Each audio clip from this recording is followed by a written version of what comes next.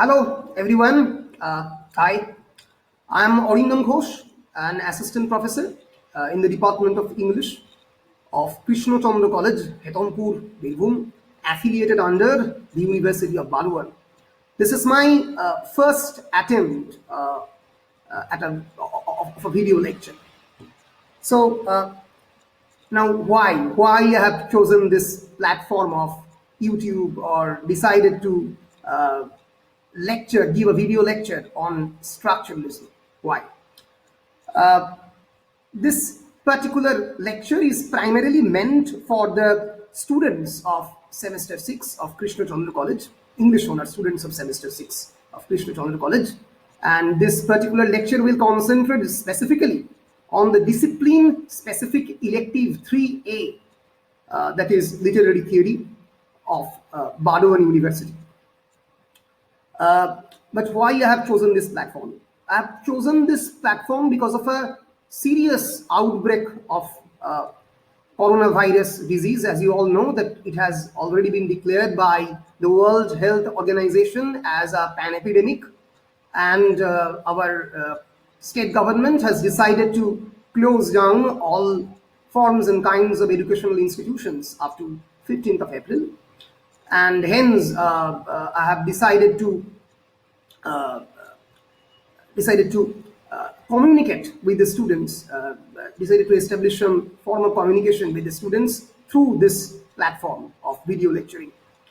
And so I've decided to specifically talk about the school of structuralism and post-structuralism, which is in the syllabus of the University of Badoan in this particular lecture.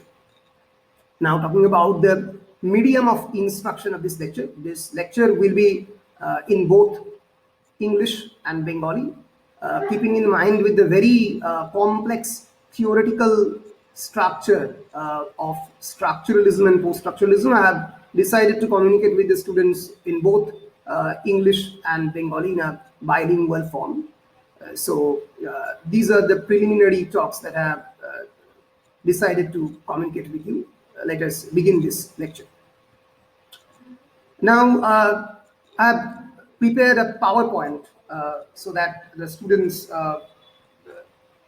can understand this form of very complex theoretical jargons and can able to do justice with their syllabus. So let us now begin with the syllabus itself. আমরা একটু সিলেবাসের দিকে যদি দেখে নিই আমরা বুঝতে পারবো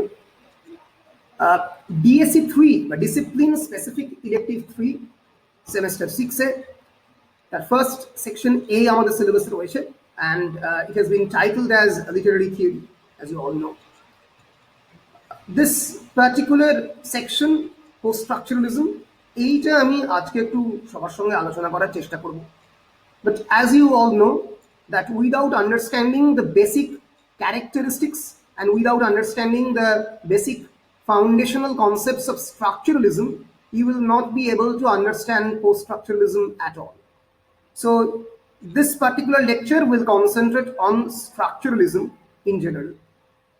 What are the basic historical background of structuralism, how structuralism evolved itself, and who are the major exponents and major key thinkers of structuralism as a literary theoretical school.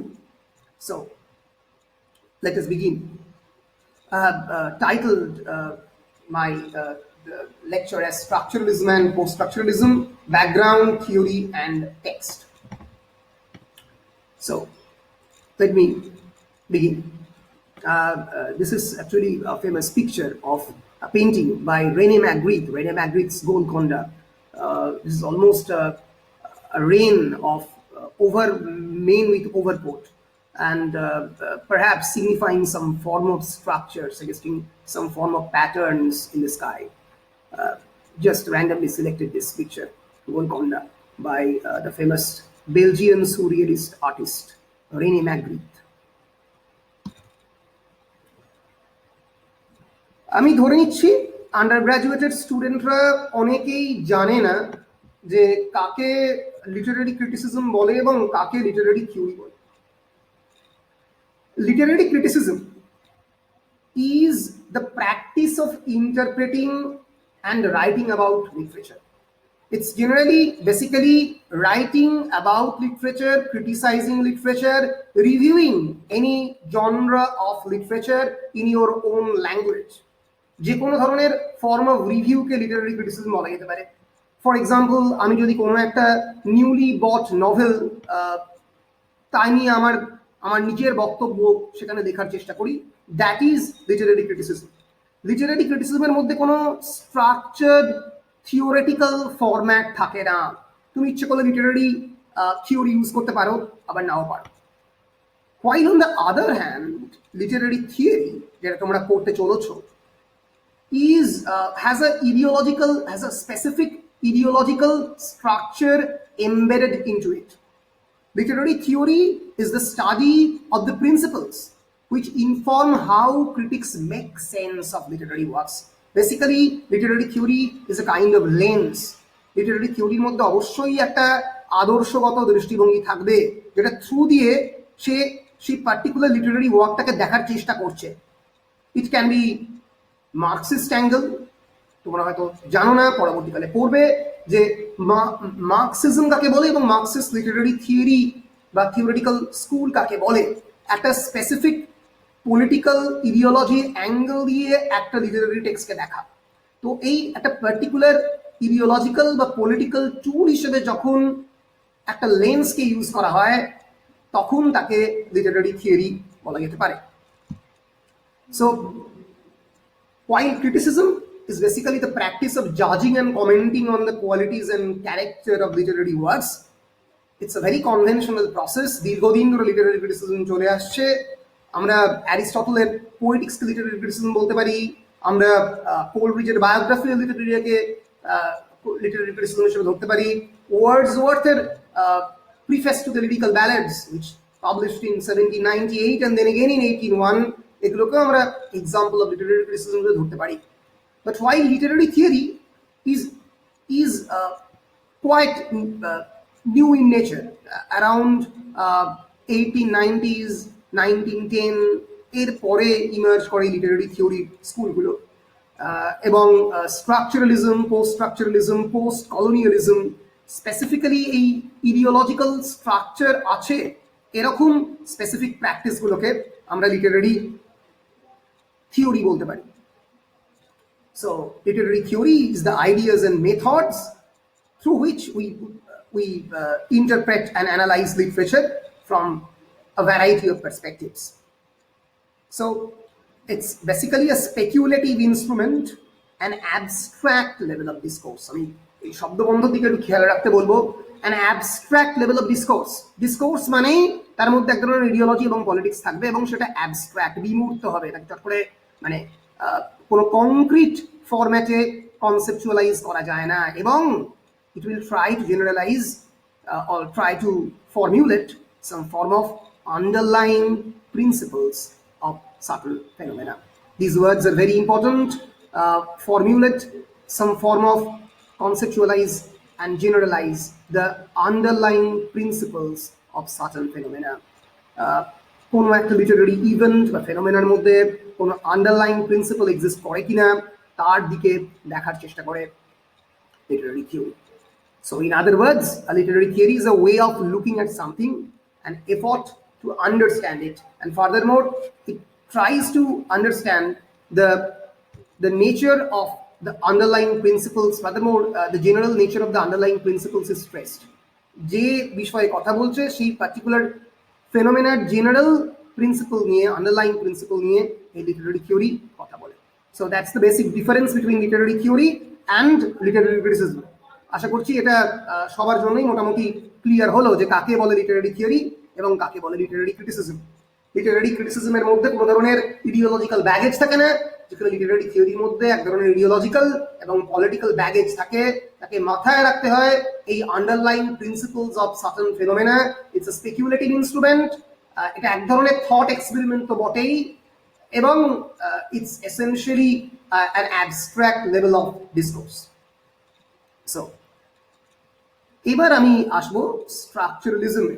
এবার প্রথমে স্ট্রাকচারালিজম আসার আগে আমাদের প্রথমে যে বিষয়টা নিয়ে একটু জানা প্রয়োজন, that is the very word structure itself and how the word has been used in a completely different context in structuralism.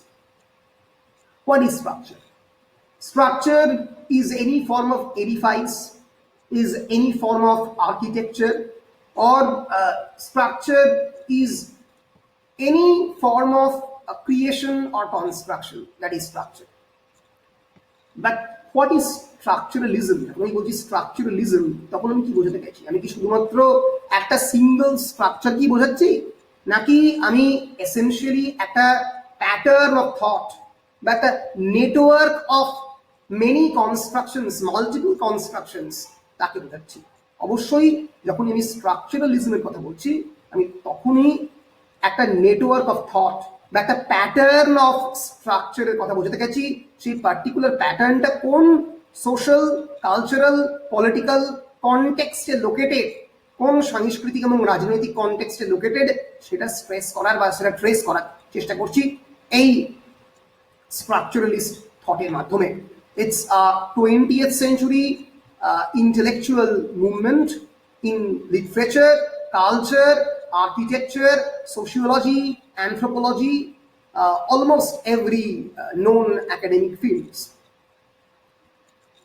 Structuralism proposes the idea that many phenomena do not occur in isolation.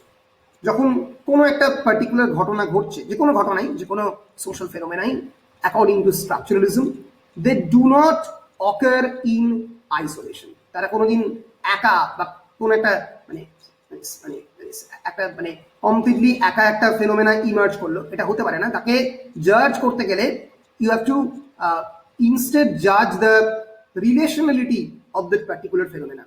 You have to trace the entire what would I say, the entire how a phenomena is evolved, একটা phenomena কেমন করে evolve করছে এবং তার পিছনের যে সমস্ত pattern, সেই প্যাটার্নগুলো কেমন করে ইভলভ করছে, সেটাকে পড়তে গেলে স্ট্রাকচারালিজমকে সেই রকম ভাবে দেখতে হবে। And that all the related and all the phenomena are essentially and inextricably related with one another, and they are part of a whole with a definite but not necessarily defined structure. কোনোভাবে এই একটা particular structure একটা whole definite স্ট্রাকচারের part. এবার এটা কিভাবে ঘটছে, আমি যদি আমাদের ডেইলি লাইফে একটা এক্সাম্পল দেখি তাহলে আমরা বুঝতে পারবো। ফর এক্সাম্পল, তোমাদের বাড়ি একটা ডেফিনিট ফরম্যাটে বা ডেফিনিট একটা স্ট্রাকচার তৈরি করা। সেই বাড়ির মধ্যে একতলা থাকতে পারে, দোতলা থাকতে পারে, একটা স্পেসিফিক লোকেশনে ওয়াশরুম বা বাথরুম লোকেটেড, একটা স্পেসিফিক লোকেশনে বেডরুম, আর ডাইনিং হল লোকেটেড, একটা স্পেসিফিক লোকেশনে স্টেয়ারকেস লোকেটেড বাড়ি। এবার এটা যদি আমি একটু দেখার চেষ্টা করি ইন এ কম্পারেটিভ পার্সপেক্টিভ, তাহলে আমি দেখবো প্রত্যেকটা বাড়ির মধ্যেই হয়তো কোনো কোনো জায়গাতে ডিনার হল বা কোনো কোনো জায়গাতে bedroom or washroom or staircase সমস্ত বাড়ির মধ্যেই লোকেটেড। এই যে একটা স্ট্রিক্ট প্যাটার্ন, এই প্যাটার্নের মধ্যে কোন কোন বাড়িতে এই পার্টিকুলার আর্কিটেকচারগুলো কিভাবে ডিফারেন্টলি অ্যাপিয়ার করছে, বা আদৌ মানে উইথ সেমনেস বা উইথ ডিফারেন্স কিভাবে অ্যাপিয়ার করছে, এই যে পলিটিক্স অফ রিপ্রেজেন্টেশন, এই যখন আমি comparative study of the pattern একটা আইডেন্টিফাই করার চেষ্টা করছি অন আ পার্টিকুলার হিস্টোরিক্যাল অনেক পার্টিকুলার হিস্টোরিক্যাল পিরিয়ড, তখন তাকে আমি একটা স্ট্রাকচারালিস্ট পার্সপেক্টিভ বলতে পারবো। অর্থাৎ 2019 সালে দাঁড়িয়ে আমি যদি কলকাতার বিভিন্ন তৈরি ফ্ল্যাটের একটা স্ট্রাকচারালিস্ট স্টাডি করি, তাহলে তার মধ্যে একটা কম্পারেটিভ স্টাডি থাকবে about the dining hall, about their dinner table, about their bedroom etcetera. কিন্তু সেটা কখনোই একটা ডায়াক্রনিক পার্সপেক্টিভে হবে না। স্ট্রাকচারালিজম আমি পরে আবার পরিষ্কার করে বলবো, স্ট্রাকচারালিজম সবসময় একটা সিনক্রনিক থিঙ্কিং এর কথা বলে। সিনক্রনিক থিঙ্কিং মানে সাইমালটেনিয়াস থিঙ্কিং, একই সঙ্গে পুরো বিষয়টা যখন ঘটছে, একই পার্টিকুলার হিস্টোরিক্যাল ফ্রেমে দাঁড়িয়ে যখন পুরো জিনিসটা হচ্ছে, তাকে বলা হয় সিনক্রনিক। আর উল্টোটা হচ্ছে ডায়াক্রনিক, ডায়াক্রনিক মানে ভেরি ইম্পর্টেন্ট ওয়ার্ড। ডায়াক্রনিক মানে যখন আমি কোনো একটা জিনিসের হিস্টোরিক্যাল পার্সপেক্টিভ বোঝার চেষ্টা করছি। ফর এক্সাম্পল, আমি এখনকার 2019 সালের একটা মডার্ন কলকাতা ফ্ল্যাটের সঙ্গে রাজাবাজার সায়েন্স কলেজ, যেটা 1940-এর দশকে তৈরি, বা ফর এক্সাম্পল শ্যামবাজারের একটা রাজবাড়ির তুলনা করছি, যেটা ডিফারেন্ট হিস্টোরিক্যাল টাইম পিরিয়ডে লোকেটেড। ডিফারেন্ট হিস্টোরিক্যাল টাইম পিরিয়ডে লোকেটেড কোনো একটা স্ট্রাকচারের কম্পারিজন স্ট্রাকচারালিজমের পারভিউর মধ্যে পড়ে না। সেটা পড়বে একটা হয়তো মানে কম্পারেটিভ স্টাডি অফ দ্য আর্কিটেকচারের পারভিউর মধ্যে। কিন্তু স্ট্রাকচারালিজমের পারভিউর মধ্যে একটা পার্টিকুলার হিস্টোরিক্যাল টাইম ফ্রেমের মধ্যে দাঁড়িয়ে একটা synchronic study, not evolutionary or diachronic study, যখন ঘটবে, একটা সিনক্রনিক স্টাডি ঘটবে, তখন আমরা তাকে স্ট্রাকচারালিস্ট পার্সপেক্টিভ বলতে পারি। এবং স্ট্রাকচারালিজম দেখে কি না, একটা ফেনোমেনা কখনোই they do not occur in isolation, but they are actually part of a bigger phenomena, যেটা একটা definite structural part. So now as I have already said, that the structuralist mode of reasoning has been applied in diverse range of academic fields, including anthropology, including sociology, psychology, literary criticism, economics, architecture, everywhere. And this particular movement first appeared in Europe in the early 1900s, and mainly in France and Russian Empire. আমরা জানি Russian formalism বলে একটা specific form of স্ট্রাকচারালিজমেরই একটা ডিভাইন্ড form derive করে রাশিয়াতে, যেটা basically Russian formalism বলে পরিচিত। এবং structural linguistics of Ferdinand Saussure, যাকে নিয়ে আমরা একটু পরে আলোচনা করবো, who is the most celebrated figure, key thinker of structuralism. And the subsequent Prague, Moscow and Copenhagen schools of linguistics, এরাও এই স্ট্রাকচারালিজমের পার্ট। সো এবার আমি একটু আমাদের আলোচনাটাকে এগোবো, যে মানে structuralist understanding of the world বলতে আমরা কি বুঝি। Structuralist understanding of the world is that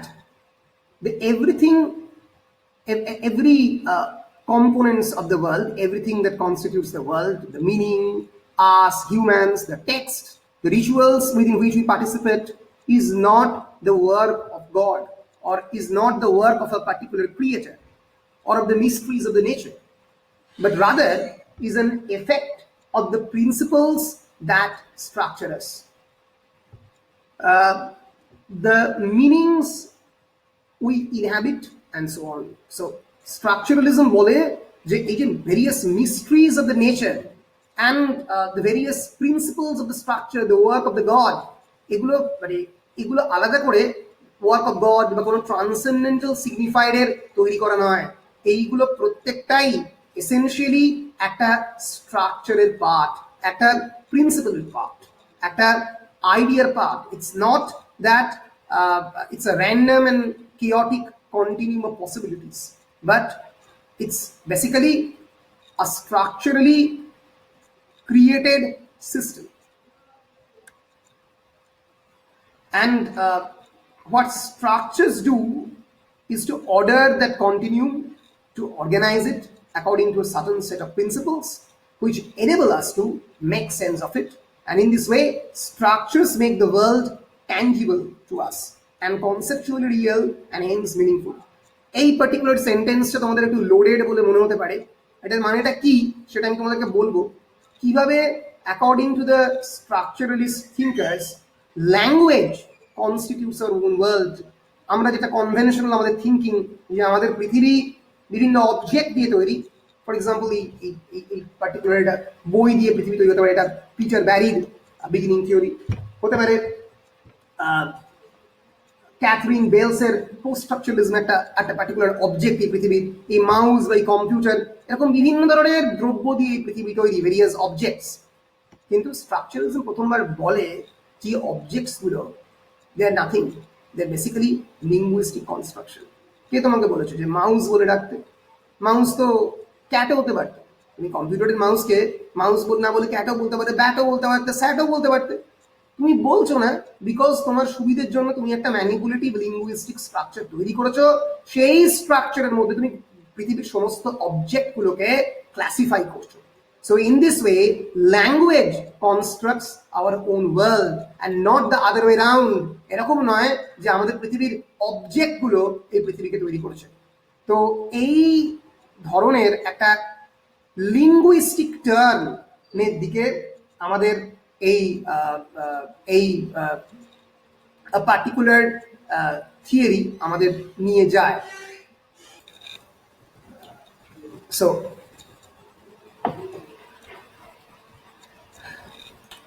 So now coming back into it, these are various examples of various structures.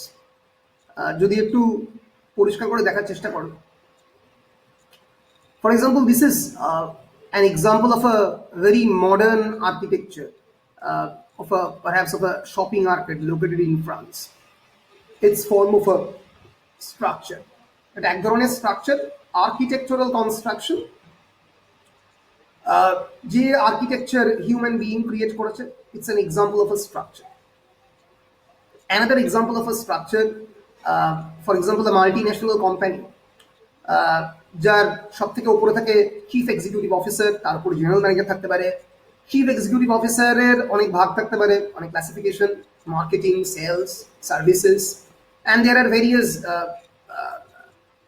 Category, lower categories of employees.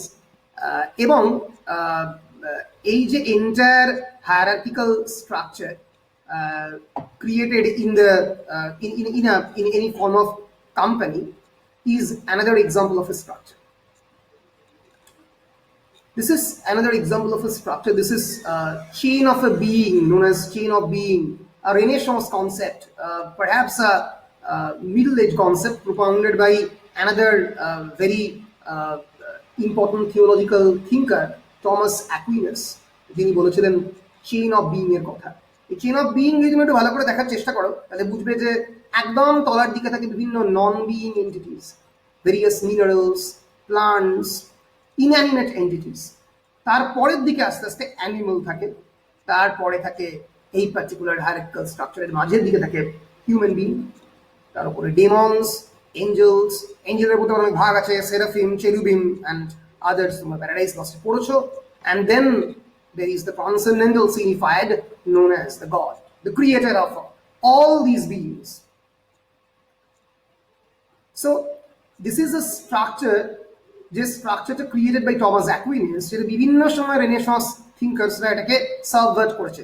For example, in Pico della Mirandola's on the oration on the dignity of man, Mirandola said that man is in the center of this structure because man has the potentiality of becoming both a beast, an animal, as well as a divine being, and hence man is the center of the universe. প্রোটাগোরাসকে quote করে উনি বললেন, man is the measure of all things. এবং এর ফলে renaissance টাইমসে এই যে একটা হায়ারার্কিক্যাল স্ট্রাকচার, এই স্ট্রাকচার কিন্তু ম্যান যে মাঝামাঝি ছিল, সে রেনেসাঁস টাইমসে সব থেকে বেশি ইম্পর্টেন্ট হয়ে গেল। এখন in the 20th century, after Nietzsche, after the death of the god, এই structure is an obsolete and obsolescent structure, যেটা আমরা শুধুমাত্র ফিলোসফিক্যাল বিভিন্ন ট্রিটিসে পড়তে পারি। ফলে বুঝতে পারছো, কোনো একটা পার্টিকুলার স্ট্রাকচার বিভিন্ন সময়ে একটা পার্টিকুলার হিস্টোরিক্যাল টাইম ফ্রেমে রেলিভেন্ট থাকতে পারে, আবার একটা পার্টিকুলার হিস্টোরিক্যাল টাইম ফ্রেমে রেলিভেন্ট নাও থাকতে পারে। স্ট্রাকচার আমাদের জীবনে আসে, স্ট্রাকচার আমাদের জীবনে যায়, কিন্তু স্ট্রাকচারালিজম যেটা করে, কোনো একটা পার্টিকুলার স্ট্রাকচারকে আইসোলেশনে স্টাডি না করে তার একটা সিস্টেম্যাটিক কম্পারেটিভ স্টাডি করে সেই পার্টিকুলার টাইম ফ্রেমে দাঁড়িয়ে, এবং সেটা হবে একটা সিনক্রনিক স্টাডি। অ্যান্ড সেটাই হচ্ছে স্ট্রাকচারালিজমের মেন কাজ। স্ট্রাকচারালিজমের এটা কাজ নয় যে একটা ফাইন্যান্সিয়াল মাল্টিন্যাশনাল কোম্পানির সঙ্গে টমাস অ্যাকুইনাসের conception of the chain of being এর তুলনা করা, এটা কাজ নয় স্ট্রাকচারালিজমের। স্ট্রাকচারালিজমের কাজ হচ্ছে একটা পার্টিকুলার হিস্টোরিক্যাল টাইম ফ্রেমে দাঁড়িয়ে অনেকগুলো সেম স্ট্রাকচারের আইসোলেশনে স্টাডি না করে একটা কম্পারেটিভ স্টাডি করা, একটা প্যাটার্ন, একটা নেটওয়ার্ক ফলো করা। That's the study of structuralism. Structuralism আলোচনা করতে গিয়ে যে সবথেকে যে ইম্পর্টেন্ট বিষয়টা এবার চলে আসবে সেটা হচ্ছে about the sign system. What is a sign? Sign মানে চিহ্ন, চিহ্ন, এবং the field which studies science is known as the semiotics. Semiotics হচ্ছে চিহ্ন বিজ্ঞান, is the academic field which studies science. So আমাদের প্রত্যেক দিনের জীবনে চারিদিকে বিভিন্ন ধরনের চিহ্ন ছড়িয়ে আছে, একটু ভালো করে দেখলেই বুঝতে পারবে। ফর এক্সাম্পল, তুমি যদি কোনো একটা হসপিটালে যাও, তুমি দেখতে পাবে যে বিভিন্ন ধরনের লেখা সেখানে লেখা আছে। ফর এক্সাম্পল ICCU, সেখানে লেখা আছে ফর এক্সাম্পল HDU, সেখানে লেখা আছে general ward, male female ward, patient care manager. তুমি কি করে দেখে বুঝছো যে এখানে কি কি ধরনের কেয়ার হবে? কারণ এই পার্টিকুলার সায়েন্স সিস্টেমগুলো culturally created and culturally embedded inside এর মাইন্ড। দীর্ঘদিন ধরে আমাদের মনের মধ্যে এই পার্টিকুলার সায়েন্স সিস্টেমগুলো আমাদের মনের মধ্যে ভেতরে প্রথিত করা হয়েছে দীর্ঘদিন ধরে, একটা টাইম ফ্রেম ধরে। এবং এর ফলেই যখন তুমি দেখতে পাও এই পার্টিকুলার সাইনটা, this is the sign of a physically challenged person wheel চেয়ারের মধ্যে বসে, তখন তোমার মনের মধ্যে প্রথম যে জিনিসটা অকার করে সেটা হচ্ছে a man who is physically handicap. এই পার্টিকুলার জায়গাতে ফিজিক্যালি হ্যান্ডিক্যাপরা শুধুমাত্র allowed, patient restroom for physically handicap. এই পার্টিকুলার সাইনটা থেকে তুমি বুঝতে পারো this is for male, this is for those who are male. এই পার্টিকুলার সাইনটা দেখলেই এই স্কার্ট বা ফ্রক যাই বলো না কেন, তোমার মনের মধ্যে ওই ফিমেল এন্টিটি চোখে পড়ে। ফলে ন্যাচারালি প্রত্যেকটা সাইনের মধ্যেও একটা পলিটিক্স অফ রিপ্রেজেন্টেশন রয়েছে। আমি কেমন করে ওই পার্টিকুলার ক্লাসকে রিপ্রেজেন্ট করবো এই সাইনের থ্রু দিয়ে, যেমন করে হোক রিপ্রেজেন্ট করব। তো যেহেতু মেলরা প্যান্ট বা শার্ট বা এক ধরনের অ্যাপারেল বা কস্টিউম পরে যেটা ইজিলি রেকগনাইজেবল বা কগনাইজেবল, তো সেই পার্টিকুলার ড্রেস কোডটাই এই সায়েন্স সিস্টেম ইউজ করা হবে। অবশ্যই এর মধ্যে একটা পলিটিক্স অফ রিপ্রেজেন্টেশন কাজ করে, কিন্তু সায়েন্স সিস্টেম তখনই সায়েন্স সিস্টেম হবে যদি এটা এসেনশিয়ালি একটা পার্টিকুলার স্পেসিফিক কমিউনিটি সেটাকে সাইন বলে রেকগনাইজ করে। এরকম কোনো মানে নেই যে সায়েন্স সিস্টেমকে ইউনিভার্সাল হতে হবে। অনেক জায়গাতে কোনো একটা পার্টিকুলার জিনিসকে অন্য কোনোভাবে রিপ্রেজেন্ট করা যেতে পারে, কিন্তু একটা স্পেসিফিক কমিউনিটিকে অ্যাটলিস্ট সেই সায়েন্স সিস্টেমটাকে সায়েন্স সিস্টেম বলে রেকগনাইজ করতে হবে। This traffic signaling is another form of science system. So this is a tilted road, a very bad road, যেখানে একটা মাউন্টেন রোড যেখানে ট্রাক যাবে তার symbol. a narrow road in front suggest করতে এই পার্টিকুলার সিগনেচারকে এই পার্টিকুলার সায়েন্স সিস্টেমকে use করা যেতে পারে। যেখানে জিগজ্যাগ মিয়ান্ডারিং মেজি একটা রোড, সেখানে তুমি এই পার্টিকুলার সায়েন্স সিস্টেমটাকে দেখেই বুঝতে পারবে। So these are various examples of the science system. এবার আমি সায়েন্স সিস্টেমের কথা কেন বলছি, কারণ স্ট্রাকচারালিস্ট লিঙ্গুইস্টিক্স বা যখনই আমি স্ট্রাকচারালিজমে লিঙ্গুইস্টিক ফর্মের কথা বলবো, তারা ল্যাঙ্গুয়েজকে as a collection of science system হিসেবে দেখেছে। Language is a science system used for communication between the sender and the receiver. আমি এক্ষেত্রে সেন্ডার, আমি তোমাদেরকে কিছু কমিউনিকেট করার চেষ্টা করছি through various science system, power points and other things, আর তোমরা হচ্ছে রিসিভার, সেটাকে ইন্টারপ্রেট করবে।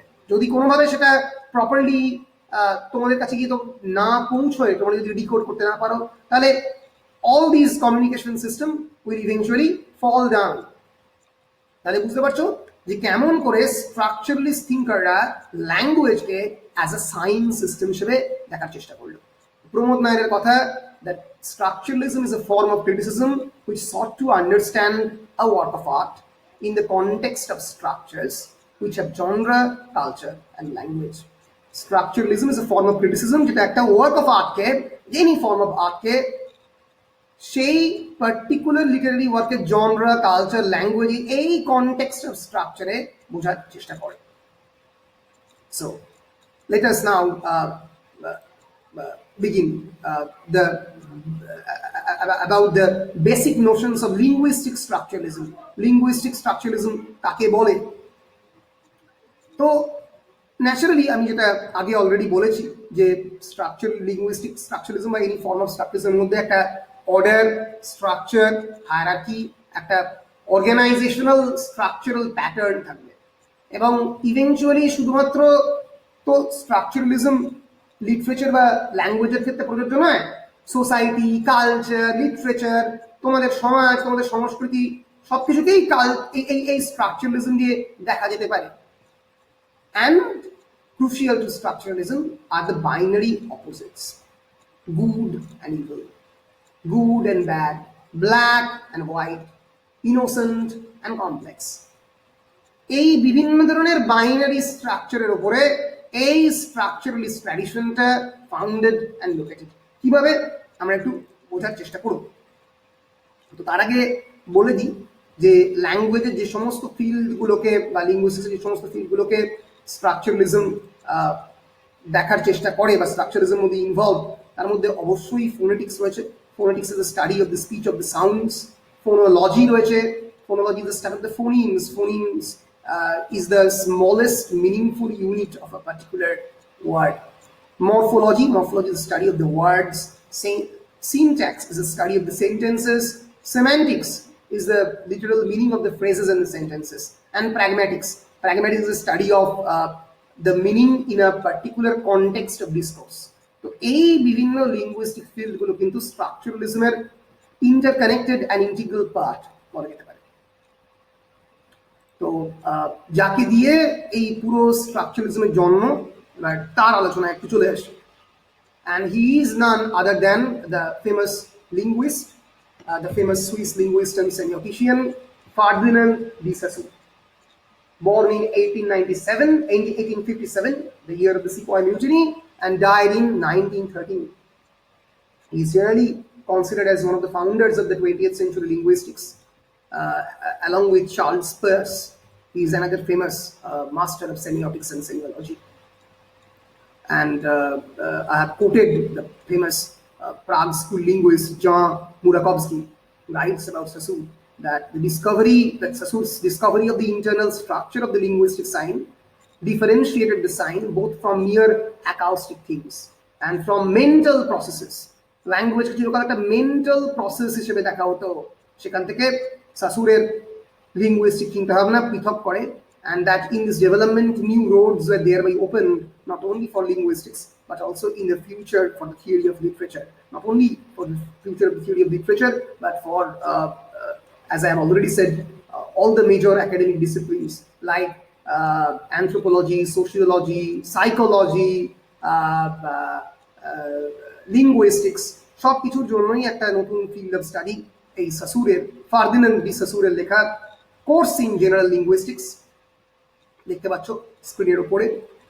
1916 পাবলিশড হওয়া একটা বুক, যেটা basically is a collection of lectures given by Saussure in the University of Geneva between 1906 and 1911. 1906 থেকে 1911 সালে দেওয়া সাসুরের বিভিন্ন লেকচারের কালেকশন হচ্ছে এই পার্টিকুলার বইটা, course in general linguistics, course in linguistic general. ফ্রেঞ্চে প্রথম পাবলিশ হয়েছিল। কারা পাবলিশ করে?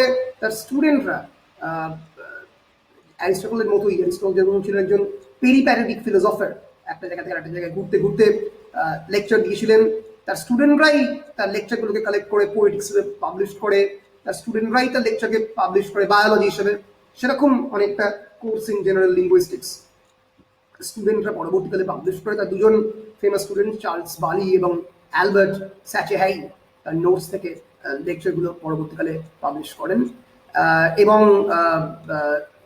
after his death in 1913, the lecture this book published in the year 1916, 3 বছর, মৃত্যুর প্রায় 3 বছর বাদে posthumously এই কালেকশন অফ লেকচার পাবলিশ হয়। তো সাসুর বেসিক্যালি কি বলার চেষ্টা করেন? সাসুর বলেন language speaks us rather than speak language.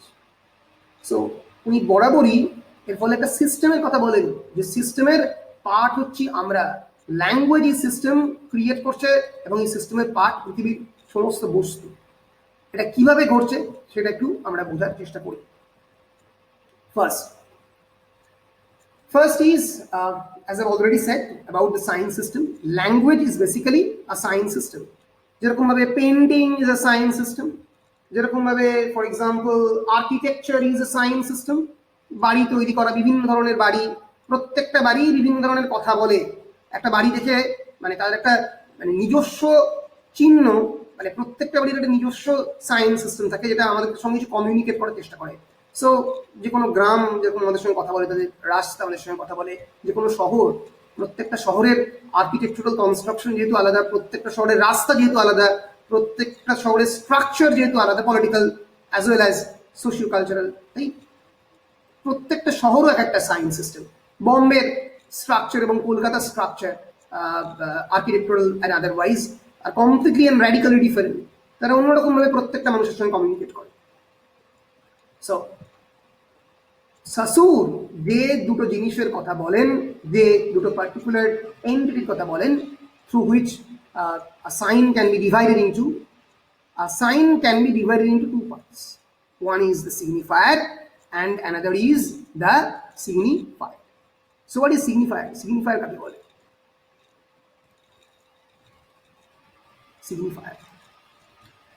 Signifier is the sound image. Sound image মানে ধরো আমি বললাম ক্যাট, CAT, ক্যাট মানে বিড়াল।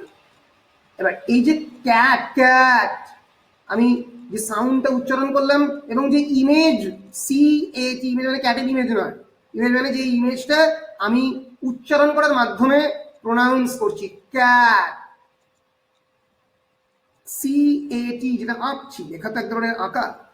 তো ফর এক্সাম্পল এই যে কগনাইজেবল একটা অবজেক্টের ক্রিয়েশন আমি করছি, এটাকে আমি আমার ইন্দ্রিয় দিয়ে 6 সেন্স দিয়ে বুঝতে পারছি, 5 সেন্সেস দিয়ে ধরতে পারছি, তাকে উনি বলছেন সিগনিফায়ার। While on the other hand, signified refers to the concept. What is evoked in our mind, the mental concept that we generally associate with these signifier. Cat, আমি বললাম ক্যাট, উচ্চারণ করলাম ক্যাট এবং লিখলাম CAT, ক্যাট, এটা হচ্ছে সিগনিফায়ার। আমার মনের মধ্যে ক্যাটের যে ইমেজ এলো সেটা হচ্ছে signified. So signified is the mental concept. Cat মানে একটা 4-legged ফেলাইন ক্রিয়েচার, একটা ফারি ফেলাইন ক্রিয়েচার, এটা আমার মাথার মধ্যে যেই এলো তখন ওটা হচ্ছে সিগনিফায়ার। সো সাইন্স সিস্টেমের দুটো ভাগ, একটা হচ্ছে সিগনিফায়ার, একটা হচ্ছে সিগনিফায়ার। সিগনিফায়ার ইজ দ্য সাউন্ড ইমেজ, যেটা আমি উচ্চারণ করছি বা আমি এটা দেখছি, and signified is the concept, is the mental idea of that particular signifier. Clear?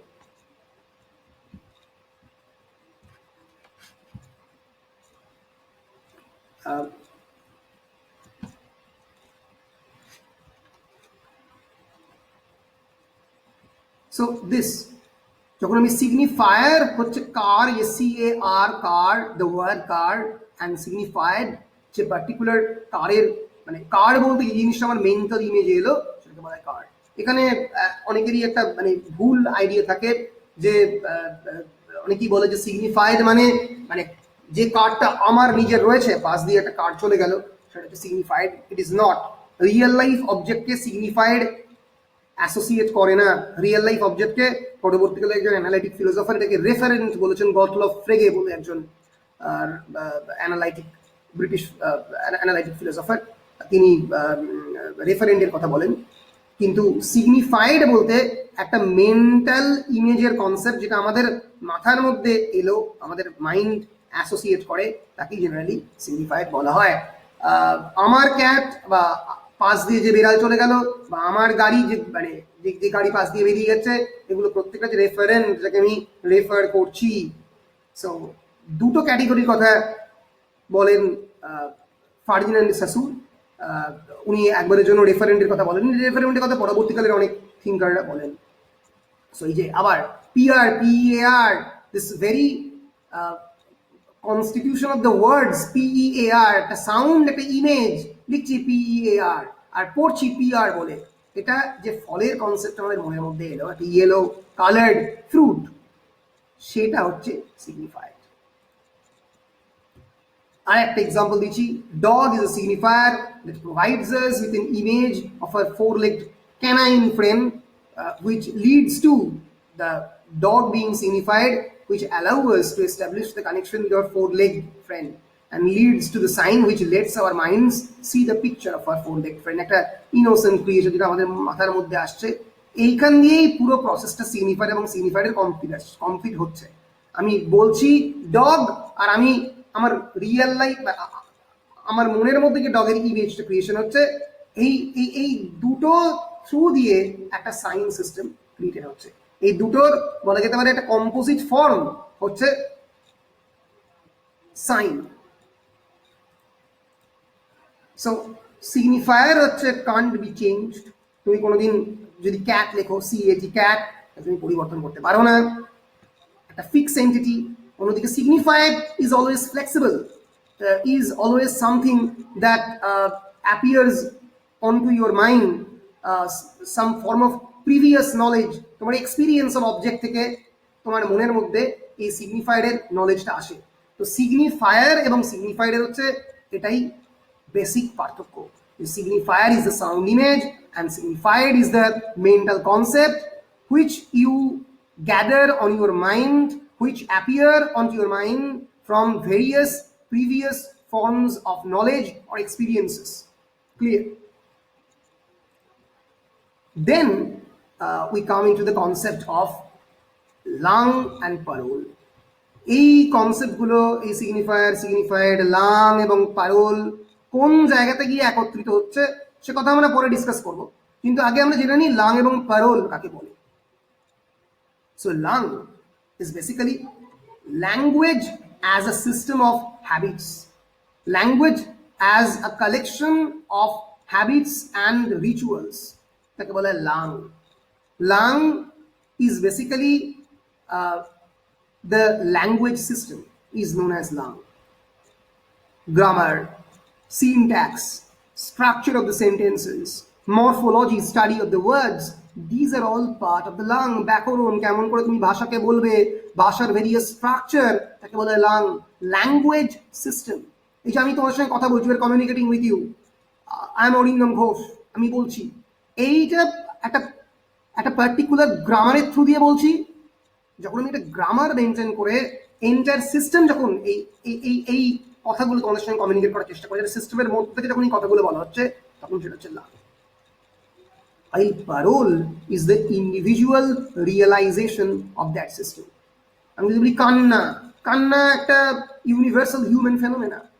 মানুষ কাঁদে, মানুষের দুঃখ হয়, মানুষ যন্ত্রণা পায়, কিন্তু যখন আমি বলছি আমার বাবা মার যন্ত্রণা, আমার বাবা মার কান্না, আমার বাবা মা কাঁদছে, that is parole. Parole is the individual realization of lung. তুমি কেমন করে সিস্টেম থেকে নিজে রিয়েলাইজ করছো, তুমি কেমন করে সিস্টেমটাকে নিজের মতো করে নিয়েছো।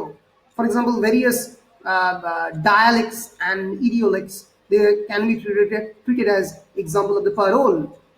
কলকাতার ভাষা, কলকাতার বাংলা এবং বীরভূমের বাংলা এক নয়, কলকাতার বাংলা পুরুলিয়ার বাংলা এক নয়।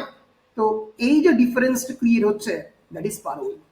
So parole is the individual and subjective realization of a particular system, subjective interpretation of that particular system. আমি যে জিনিসটা একটু বলে নিই, সেটা হচ্ছে এই লেকচার প্রিপেয়ার করার জন্য আমি বেসিক্যালি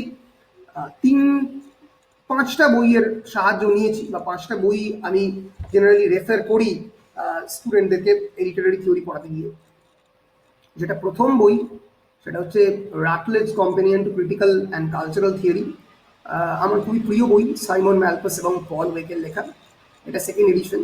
এটা এই জন্যই আমি রেকমেন্ড করবো অনার্সের স্টুডেন্টদেরকে, কারণ তোমাদের সিলেবাসের মধ্যে যে কি টার্মসের যে লিস্ট আছে, লোগোসেন্ট্রিজম, বাইনারিজ, রিকনস্ট্রাকশন, এগুলো তোমরা খুব সহজে ইচ্ছে করলেই একটা ক্রিটিক্যাল টার্মের যে সেকশন আছে, সেই সেকশনে গিয়ে তোমরা দেখতে পারবে। এই যে নেমস অ্যান্ড টার্মস বলে যে সেকশনটা আছে, সেটা খুললেই তোমরা খুব সহজে এই জিনিসটা আইডেন্টিফাই করতে পারবে। এই যে অ্যাবজেকশন থেকে শুরু করে সমস্ত অনেক টার্মগুলো আছে। So Routledge companion to critical theory, Simon Malpas and Paul ওয়েকে রিড করা আমি রেকমেন্ড করি হাইলি। আমি যে জিনিসটা কনসিডার করেছি এটা পড়াতে গিয়ে, অবশ্যই টেরি ইগলসনের literary theory and introduction, it's a very good book. And then there is almost a 900-page book by N.A.R. Habib, published from the Blackwell Publishing, Modern Literary Criticism and Theory, History. খুবই ভালো বই। Peter ব্যারির beginning theory highly recommended একটা বই, খুবই popular, কিন্তু কয়েকটা ছোট ছোট মিস্টেক রয়েছে, এটার কথা তোকে বলছিলাম যে রেফারেন্টের মিস্টেকে অনেক ক্ষেত্রেই শাসুরের যে রেফারেন্টের উল্লেখ করেননি শাসুর, গতলফ্রেডি করেছেন, সেটা পিটার ব্যারিতে নেই। অ্যান্ড আমি যে বইটাকে আমার বাইবেল বলে মনে করি, আমাদের আমরা যখন মাস্টার ডিগ্রি করতাম তখন থেকেই বইটা আমি পড়ি, reader's guide to contemporary literary theory by Raman Selden, Peter Widdowson and Peter Brooker. পিয়ারসনের পাবলিশ করা এডিশনের কাভারটা একটু অন্য হয়ে গেছে প্রিন্টেড ফর্মে। সো এই এই এই 4-5টা বই খুবই ভালো, তোমাদের যেটা পছন্দ সেরকম অনুযায়ী তোমরা একটা বই কিনে নিতে পারো। স্ট্রাকচারালিজম পড়ার ক্ষেত্রেই হোক, বা মার্কসিস্ট লিটারারি স্টাডিজ পড়ার ক্ষেত্রেই হোক, বা পোস্ট কলোনিয়ালিজম পড়ার ক্ষেত্রেই হোক, এই 4-5টা বই একটু অন্তত একটা বা দুটো একটু চ্যাপ্টারগুলো, কি মাত্র 4টে চ্যাপ্টার তোমাদের সিলেবাসের মধ্যে আছে, একটু অন্তত পড়তে হবে, না পড়লে তোমরা ধরতে পারবে না, বুঝতে পারবে না অনেকে। হ্যাঁ, তো যেটা বলছিলাম সেটা হচ্ছে regarding langue and parole. So lang is the social aspect of language. It is the shared system which we unconsciously draw upon as speakers, while parole is the individual realization of the system in actual instances of language. Parole is the individual realization of system. Lang এর মধ্যে কি থাকে? Various systems of rule. Lang is governed by various systems of rules like grammar and others, while parole is your own subjective choice.